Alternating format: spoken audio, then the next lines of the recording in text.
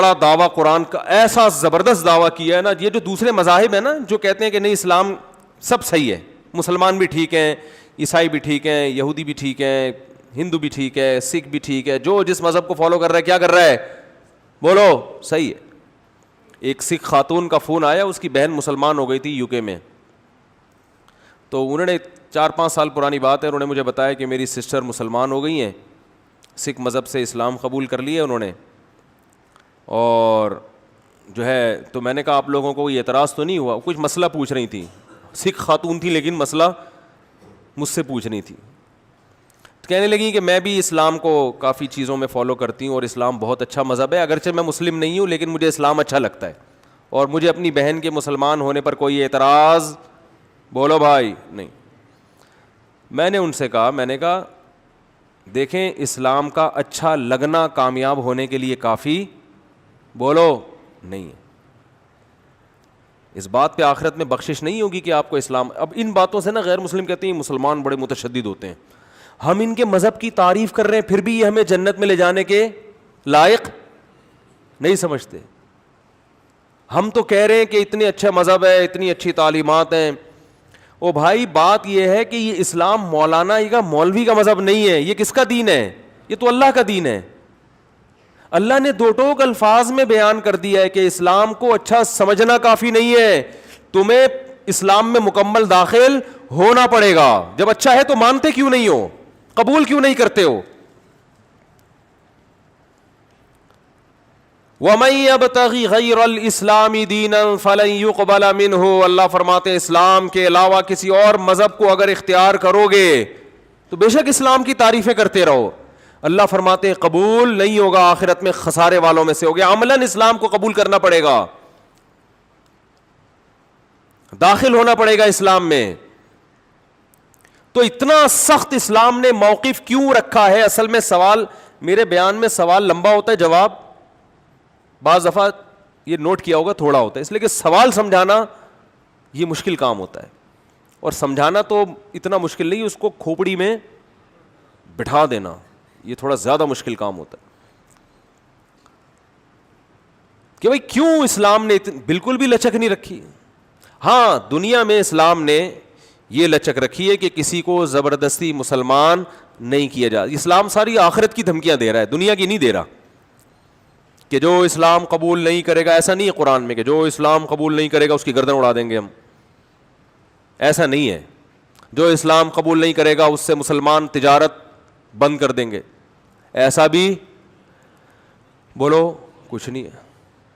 جو اسلام قبول نہیں کرتا اس سے اچھا سلوک کرنے کی تمہیں اجازت نہیں ہے, ایسا بھی قرآن میں کہیں نہیں ہے. نبی صلی اللہ علیہ وسلم نے یہودیوں کو ہدیے بھیجے ہیں, اور جو یہودی رشتہ دار تھے آپ صلی اللہ علیہ وسلم کی زوجہ سے, ان کو آپ نے ان سے صلہ رحمی کا حکم دیا کہ بھئی یہودی ہیں مگر رشتہ دار ہیں, بلڈ ریلیشن ہے.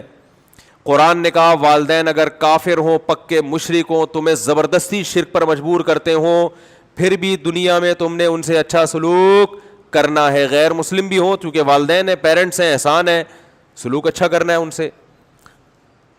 بات آ رہی ہے سمجھ میں کہ نہیں آ رہی ہے؟ لیکن آخرت کے بارے میں قرآن نے صاف کہہ دیا کہ آخرت میں ان کا کوئی حصہ نہیں ہے. یہاں تک بتا دیا اعمالہم کرماد اشتدت بہ الریح فی یوم عاصف, فرمایا ان کے اچھے اعمال کی مثال راکھ کے اس ڈھیر کی طرح ہے. ہوا کا ایک جھونکا پورے ڈھیر کو سیکنڈوں میں اڑا کے ختم کر دیتا ہے. جب ہم کاغذ یا لکڑی جلاتے ہیں, جلا جلا کے وہ کیا بن جاتی ہے؟ راکھ. بہت ہلکی ہوتی ہے وہ, پھونک مارو اڑ جائے گی. اب کہیں راکھ کا ڈھیر لگا ہوا ہے, دیکھنے میں تو بہت بڑا ہے لیکن پھونک مارنے کی دیر ہے. تو اللہ فرماتے ہیں جو اسلام کو فالو, اس کو مائک کو کیا ہو گیا دوبارہ, جو اسلام کو فالو نہیں کرتے ان کے عمل دیکھنے میں بہت اچھے. تبھی تو لوگ پتہ ہے کیوں کہتے ہیں, لوگ کہتے ہیں اتنے اچھے اعمال تو کر رہے ہیں, اتنے ٹرسٹ بنا دیے انہوں نے, اتنی تھینک یو.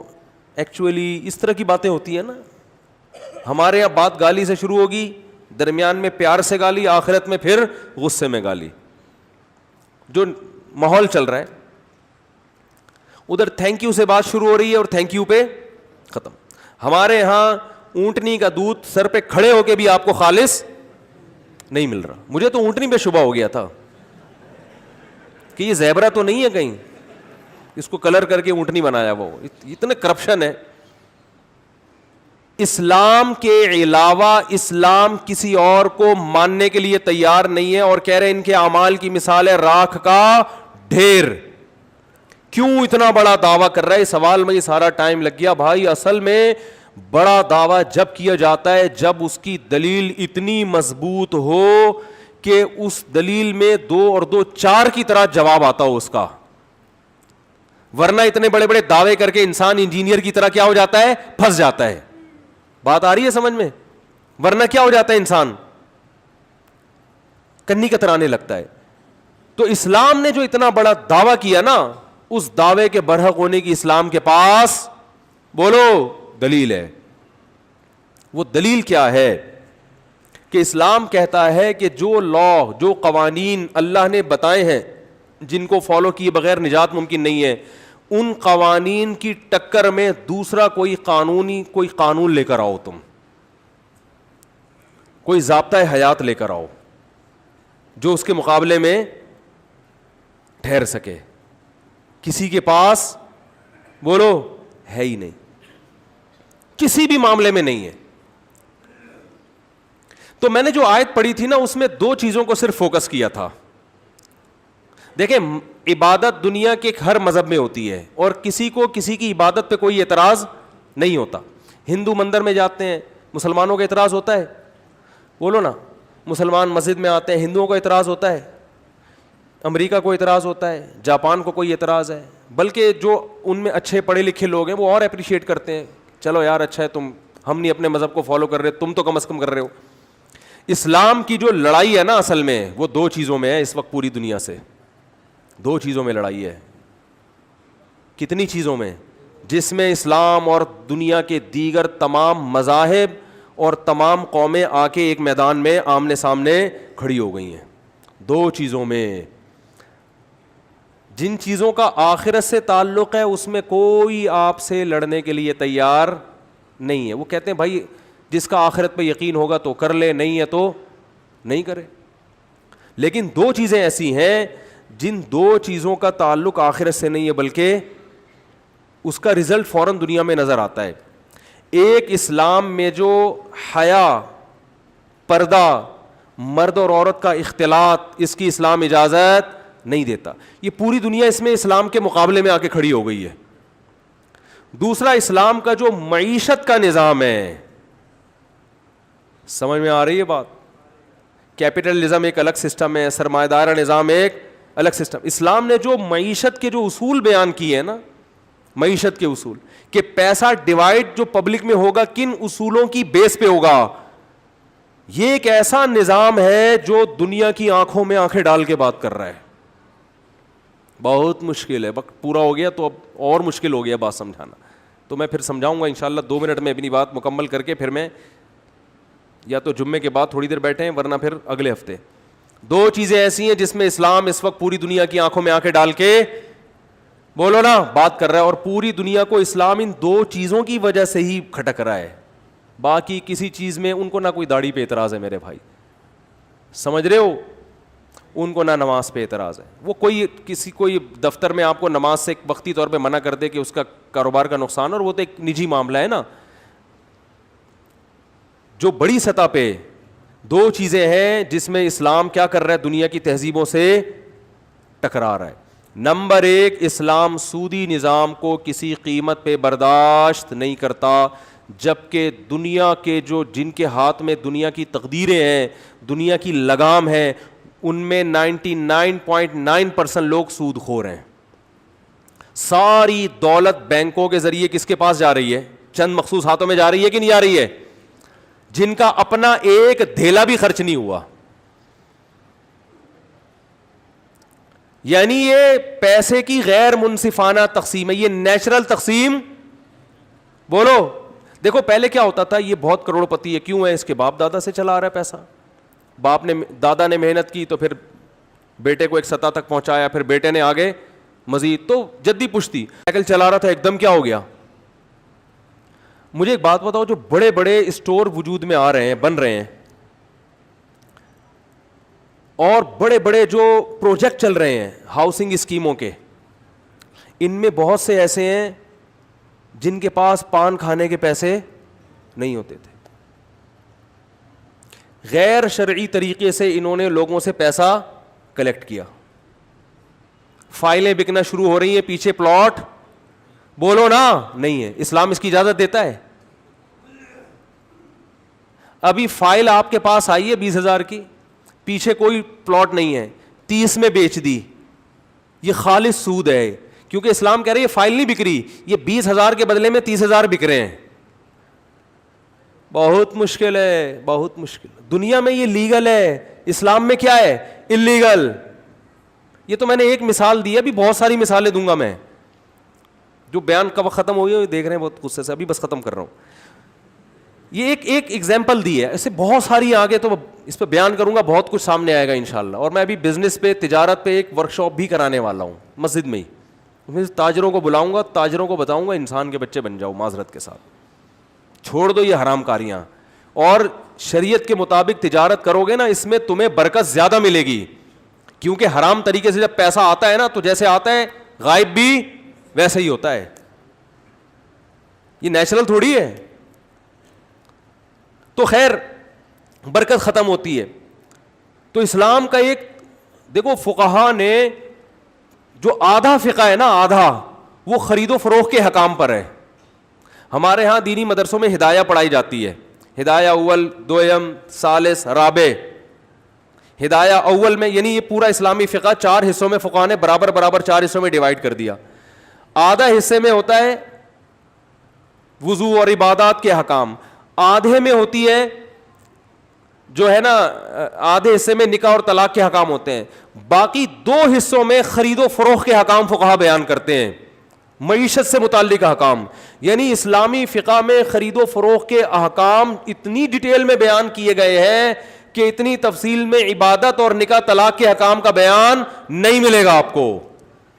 اور مسلمان نے اس شعبے کو بالکل نظر انداز کر دیا ہے, جس کا نتیجہ یہ نکل رہا ہے. مجھے لوگ کہتے ہیں بڑے بڑے اسٹوروں سے آپ شاپنگ کیوں نہیں کرتے. میں کہتا ہوں یہ جو بیچارہ غریب آدمی محلے میں پرچون کی دکان کھول کے بیٹھا ہوا ہے, جدی پشتی یہ کام کرتا آ رہا ہے, یہ وہاں تک نہیں پہنچا.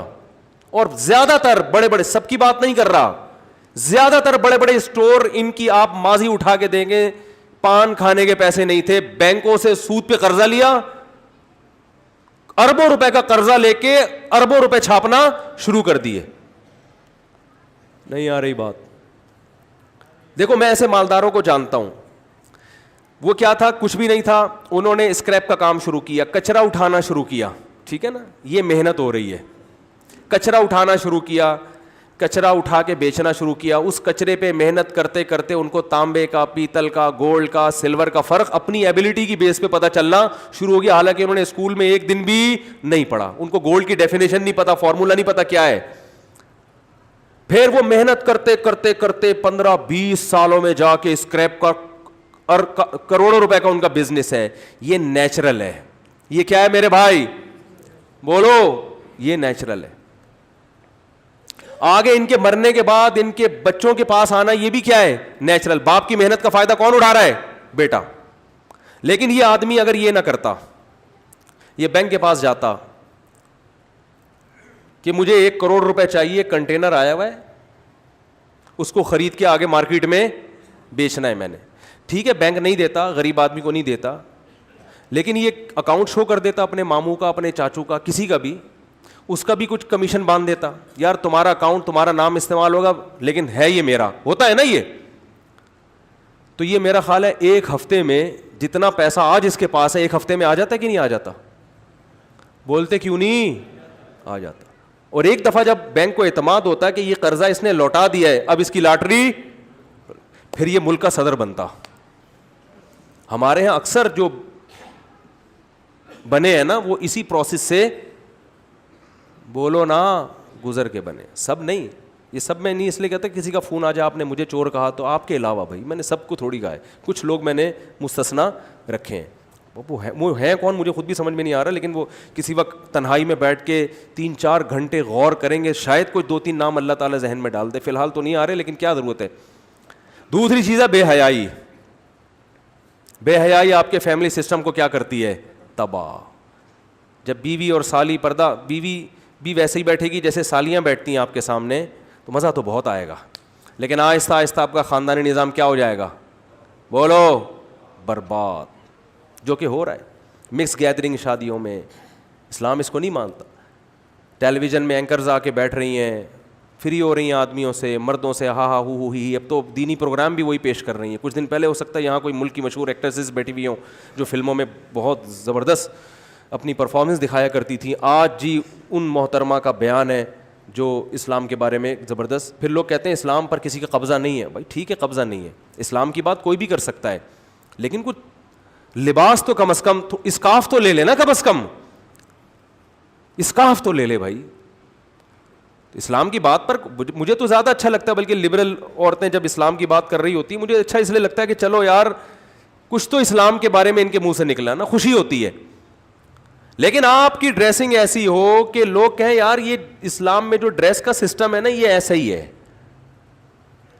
بچیوں کے لباس دیکھو آپ, اگر آپ شلوار قمیص بچیوں کے لیے خریدنے جاؤ, دوپٹہ خریدنے جاؤ 10-11 سال کی بچی کے لیے, آپ کو مارکیٹ میں نہیں ملے گا. لباس گیا, ختم, برباد ہو گیا. اور ان دو چیزوں پہ محنت ہو رہی ہے دبا کے. ایک, معاشی نظام اسلامی نہیں آنا چاہیے, اس پہ غیر محنت کر رہے ہیں. دوسرا, حیا کو پروموٹ نہیں ہونا چاہیے. سمجھ رہے ہو؟ اور یہ جو میرے خلاف بہت سارے کلپ آئے ہیں نا, ابھی بہت سارے آ رہے ہیں, الٹے 4-4 سال کی بچیوں سے شادی کی ترغیب دے رہا ہے. سب کو پتا ہے کوئی دنیا میں پاگل کسی کو ممبر پہ بیٹھ کے 4 سال کی بچی سے شادی کی ترغیب نہیں دے سکتا. یہ اتنے گھننے نہیں ہیں. یہ اس لیے کر رہے ہیں کہ اس سے پہلے میں نے 3 بیوہ عورتوں سے نکاح کی ترغیب دی ہے. وہ ٹھڑک 3 بیوہ عورتوں سے نکاح کی جو ہے نا, اس کے خلاف کی جو ٹھڑک ہے وہ نکالی انہوں نے اس مذاق پہ ہے. سمجھ رہے ہو؟ کوئی صحافی جو حیا کی بات کرے گا اس کو یہ پنپنے نہیں دیں گے. کوئی صحافی جو سود کے خلاف بات کرے گا اس کو یہ پنپنے نہیں دیں گے, کیونکہ یہ دو چیزیں حقیقت میں عورت کو, ایک چیز عورت کو تحفظ دیتی ہے پردہ, اس سے عورت کے حقوق کا تحفظ ہوتا ہے, عورت محفوظ ہو جاتی ہے. کیونکہ مرد کے لیے عورت تک پہنچنے کا نکاح کے علاوہ کوئی راستہ باقی نہیں رہتا. اور نکاح کا مطلب کیا ہے؟ اپنے آپ کو ساری زندگی کی مرد نے ٹینشن میں ڈال دیا. تو مرد ٹینشن اٹھا کے عورت کو حاصل کرتا ہے. جب بے پردگی والا ماحول ہوگا تو عورت ایک ایسا انسٹرومنٹ بن جائے گی انٹرٹینمنٹ کا, سستا ترین اور مزیدار ترین. بات آ رہی ہے سمجھ میں؟ سب سے مزیدار اور سب سے زیادہ سستا. تو وہ ویلیو کیا ہو جائے گی عورت کی؟ ختم, جو کہ ہو گئی ہے.